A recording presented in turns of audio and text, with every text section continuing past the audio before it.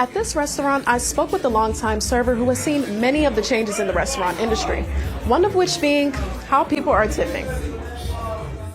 Days for Elena Graybush are filled with swiping cards and bringing out drinks.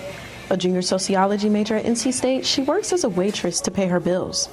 North Carolina has a separate minimum wage for tip workers, $2.13 an hour.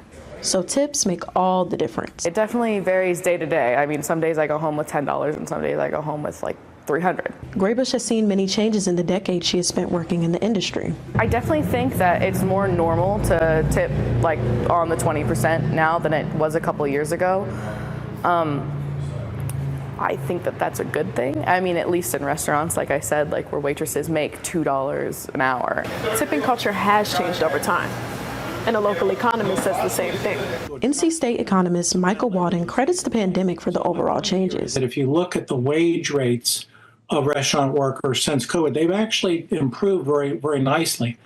Since the pandemic, restaurants have had to adjust their wages to keep employees. We are seeing the restaurant industry having to face, I think, a greater situation of being able to attract and retain labor. The restaurant industry has always been an industry that paid relatively low wages. Some restaurants are trying out a no-tip format, where that amount is already included in the prices of the meals and drinks. You know, I've thought about this before, and I don't entirely know. I'm kind of halfway for it. Graybush says that the automatic tip doesn't guarantee the same good money she makes from her regulars. Maybe I would be willing to try it out, but for now I'm pretty comfortable in where I'm at and being able to get my tips just by, I guess, being who I am.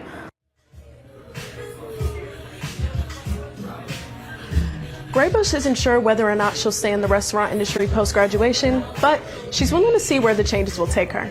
Misa Jones, live in Raleigh.